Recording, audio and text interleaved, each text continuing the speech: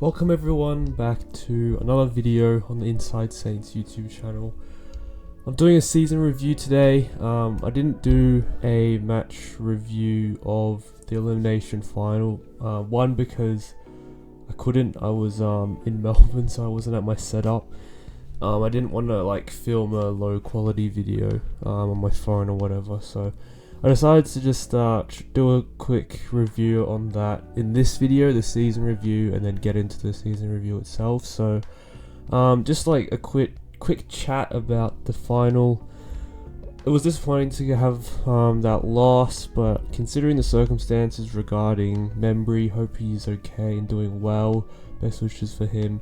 But yeah, considering those circumstances, all the drama that went on pre-game, I can imagine what the players would have felt like losing one of the leaders of the club like that, and then just having that emotional kind of barrier at the back of their heads while they were playing.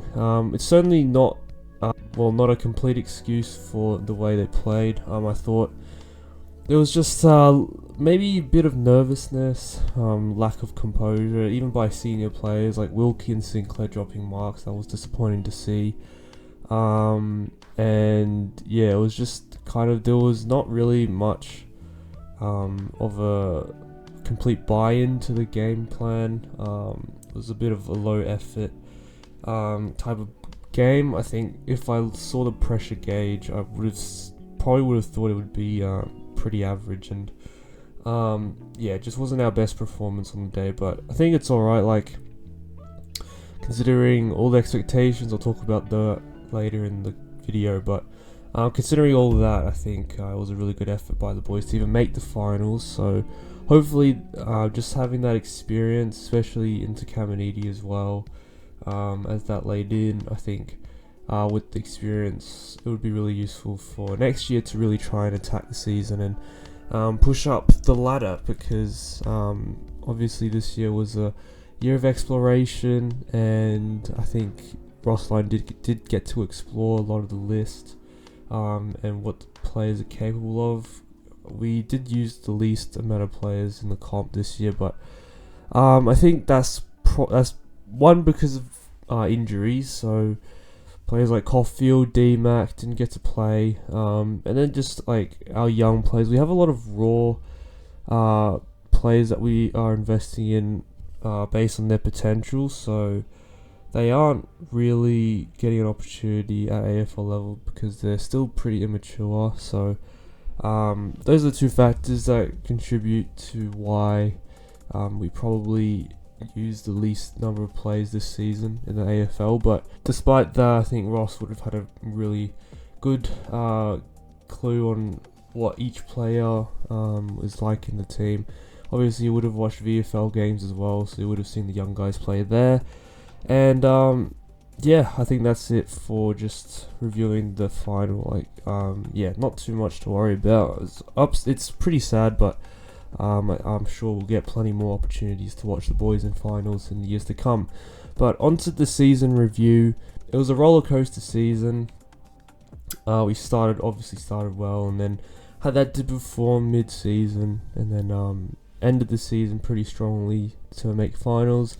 We had it on our terms, whether we made finals or not, and the boys took the opportunity and played their best through there. So just seeing that, it's really pleasing for the future. Young, inexperienced group able to really just have this season on their terms and deliver on those expectations as well. So that was pleasing to see.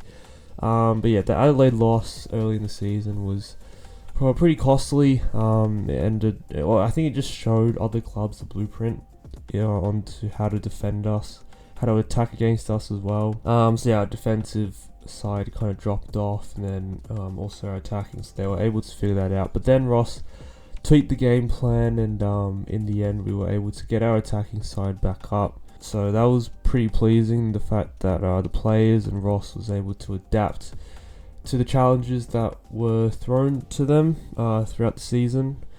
So yeah, against Richmond, when our season was on the line, the boys performed, and yeah, in the end made finals after a win against Geelong. The fact that the team was able to win games during the middle of the season when we were out of form, I think that really shows the effectiveness of our game plan, the defensive game plan that kind of suffocates other teams. And even when we're not playing well, we're always in games. Like we didn't get smashed at all year except for that Adelaide game, and then maybe kind of in that Giants game. But like it never felt like we always had a chance in those games.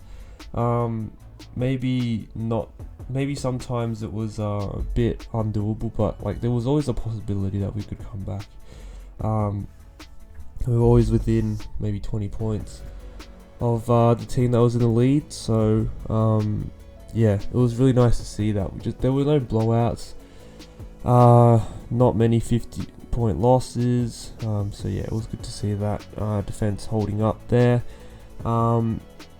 And yeah, so just overall the season was very promising. We also uncovered a lot of young talent in Naz Owens, Philippo, Windhager, Sharman, Caminiti. Can't forget, King is still only 23, and with his injuries, obviously hasn't had a clean run at it. But yeah, when he was playing, I think he played 10 games for something like 25 goals, which is a really good ratio. So if he can get to full fitness next year and play a full year, I think we could definitely push deep into the finals. And we did all this without Jack Steele carrying the team. I think it's pretty well documented that Steele didn't have the best of seasons, and there were several senior players that stood up. We saw Sinclair, All-Australian, Wilkie, All-Australian, Rowan Marshall, really unlucky to miss out on All-Australian, but he had an All-Australian season, I'd say. Yeah, just unlucky that English was that good. And then there was the next tier of players in Crouch, Wood, Hill, and Battle as well to an extent. There were quite a few players who just stood up when it mattered, led the young team, and were able to effectively impact the game. I'll move on to expectations now. I'll explain in more detail the points that I mentioned earlier, but based on expectations, I think we can probably give this season a pretty decent A or A+. I think Saints fans were mainly predicting us to finish bottom 10. The most popular range was around 8 to 12. So just missing out on finals or just sneaking in. And the media, well, I think basically all the experts had us in the bottom 4. But credit Tim Watson, who had us in the 8. That guy's a legend. But yeah, most people had us in the bottom 4. We were written off because we didn't have enough talent, not enough young talent. Our list was in a shambles, the worst situation to be in, according to David King. Yeah, just in no man's land. And then, yeah, most importantly, no X Factor either, and that's why we went for Degoe last year, unsuccessfully, which is unfortunate. But in reality, I think 6th place, made finals. I think that was a really good result considering the circumstances. Number 1 defensive team in the comp, so we've established a really solid game plan that we can rely on and build upon going into the next few years. The system's really good. Our defense is probably one of the most settled lines in our team. To be able to build upon defense, I think that's a really good sign, because defense is usually what wins premierships, and if you don't have defense, then you really you'll struggle to win the premiership. So we already have that down pat, and now it's just up to, first of all, getting a healthy list, and then being able to get that forward connection, because I think we still saw a bit of bombing into the forward line, a bit of uncomposed ball use going inside 50, so that's something that the boys will work on over the pre-season. But yeah, it's a very solid game plan. It won us games even when we were out of form against the likes of North, West Coast as well. We were able to shut them down, play a bad game but managed to win. Obviously it's not good to play a bad game, but it is good to see that even when we do, albeit against the bottom 2 teams in the comp, we were still able to beat them. So yeah, that was Good sign. In general, what I liked was seeing, the game plan obviously, and then also development in players. So, as I touched on earlier, Nazaya, Owens, Filippo, etc. They all settled into the lineup, best 22, found their role. Nazaya across half back, Owens as a mid forward ruck hybrid, basically playing all over the ground. Filippo as a tall target but also pressure forward. Windy was the one that didn't really get to settle in because of the depth we have in midfield, but the way he was able to conduct himself when he was moved into different positions, such as half back, he had a really solid 3-week period in there. And then he got moved onto the wing, which was a need, and he was able to do a pretty good job there. That's definitely not his long-term position, I'd imagine, but to get experience playing all over the ground, I think was really positive for Windy, and could be potentially a way for him forward to build that versatility and then be able to set into midfield next year. Versatility is a really important part of the team. You get selected based on versatility. We saw with Charman, he wasn't getting a game early on, got trained up on the wing in the VFL and came in. I think he said himself that it was because of his versatility. So for Windy to have that opportunity is really good. And then obviously there's Caminiti, who is a long-term project at full forward. Probably with everyone fit next year, he probably won't get as many games, but this year for his experience was really good, and hopefully he can develop his craft next year as well in the VFL. And then also in the team, there was always a very relatively even spread of contributors in our games. We never really saw anyone play extremely badly. There was always a player playing that role. I think that's just the Ross line effect. Being really strict with the players, making sure that they're always performing consistently. If they don't, they cop the punishment, like getting dropped.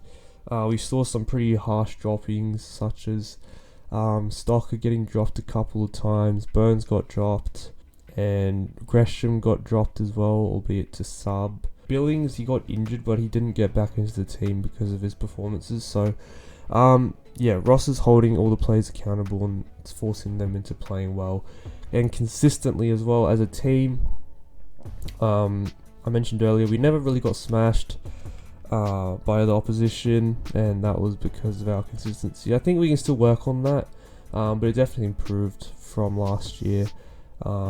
Just in-game consistency. I think with a more experienced group, as they get more experienced, I think that will improve naturally. So, not something to worry about at the moment too much, but definitely something to work on going into the next few years. Things I didn't like, injuries. They were really harsh early in the season. We had to play with a makeshift forward line, and all season we missed Caulfield, D-Mac, who you'd think were best 22 during pre-season before their injuries. And then there was Zach Jones, who got injured as well. Membry was out for a large portion of the season. Max King as well, Jack Hayes. So many injuries. I really wish we could have seen what our team was capable of. Full strength. We saw, I don't think we ever saw our best 22. Even without Caulfield and Mackenzie. It was always Hayes was in, and then King was out, and then King and Membry out, whatever. We just never got to see our best 22, and hopefully next year we get a bit more of an opportunity to have a look at that. Also, the mid-season drop in form. I think that wasn't because the boys weren't putting in the effort. I think it was just because other teams were figuring us out. Ross Lyon had to come up with a way to combat that, and I think he did in the end. He was able to get us to apply maybe adjustment in attack, and we were able to turn that around, which was promising. Elimination final, that was pretty disappointing as well. I explained that earlier. And then the lack of depth, even with the injury. So Yeah, we saw a lot of injuries.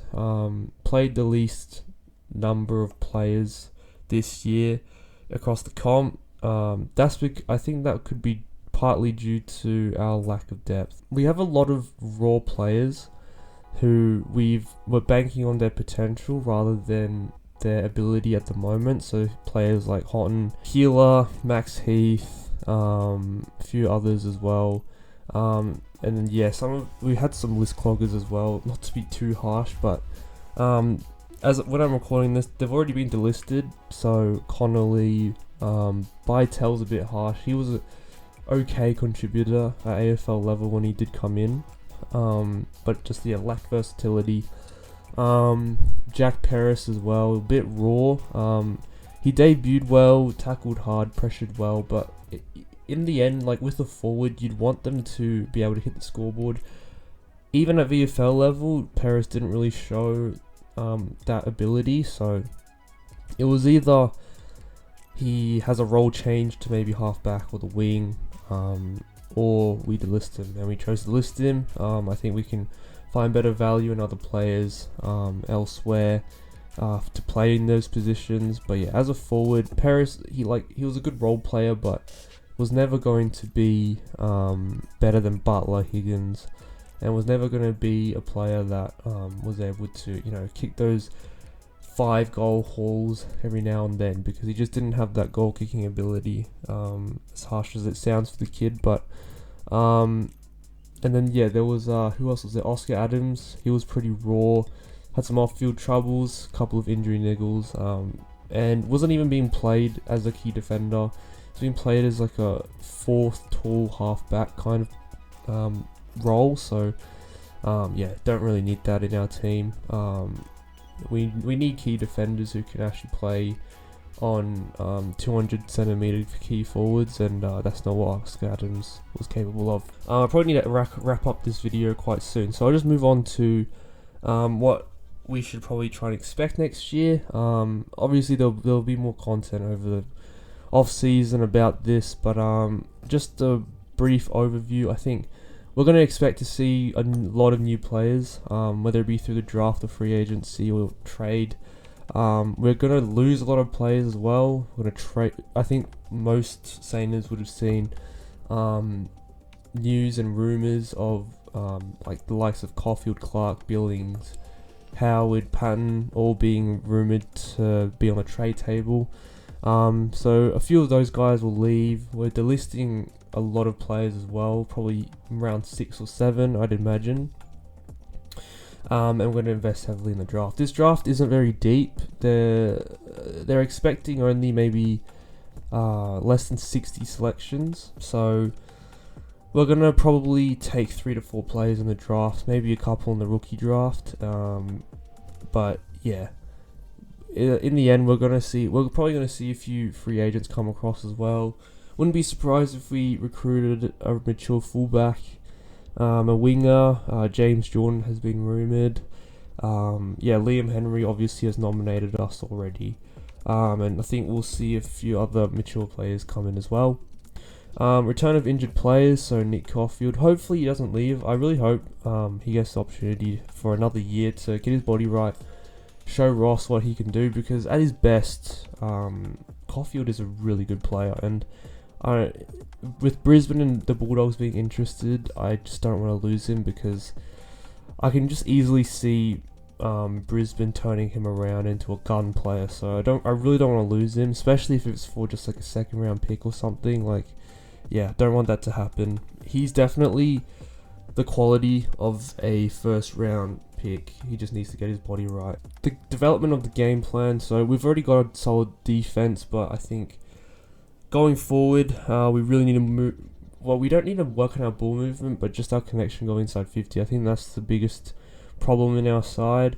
Having Max King back will help. Having Membry in for the entire season will help as well. Them two getting the connection with Sharman as well is going to be really important. Hopefully we see a bit of progress in the attacking side. Bit more consistency. We've seen improvement in that this year, but consistency is something that you can't really train. over just one preseason. It takes a few years, couple years, so or a year into that, and we've seen progress, but I think next year we can really see that taken to the next level, to try and eliminate in-game inconsistencies, and then also just like season-wide inconsistency, like what we did in the middle of the season when we dropped in form. And I think combining all of this, I think we should be aiming for a finals win. I think our goal will be top 6 once again, hopefully try to push for top 4. There's going to be a lot of competition. I think Adelaide will be a team that will be looking in on the 8 from outside the 8 this year. I think Gold Coast with Damien Hardwick will be competitive as well. Hawthorn could be another surprising riser with their young core. And then Fremantle looking to rebound after a pretty underwhelming season. They'll be looking to rise back up the ladder. So we're going to have a lot of competition. So yeah, it's going to be a tough season next year. I think it's going to be... this season was already really even. I think next season is going to be even more even. So we're just going to have to keep trying to improve, get ahead, and stay ahead of those teams that are trying to come up. So I'll probably leave the video there. I've been going for 23 minutes, so it's been pretty long, but hopefully you guys enjoyed this video. Yeah, just a lot of thoughts I've kind of brought out. We'll talk about these a bit more over the off season, but yeah, make sure to leave a comment, comment your thoughts on the season as a whole, what you guys want to see next year, and what you guys liked, what you guys didn't like, what you guys are hoping to see next year. Make sure to also subscribe to the channel for more off-season content. I'll see you guys in the next video.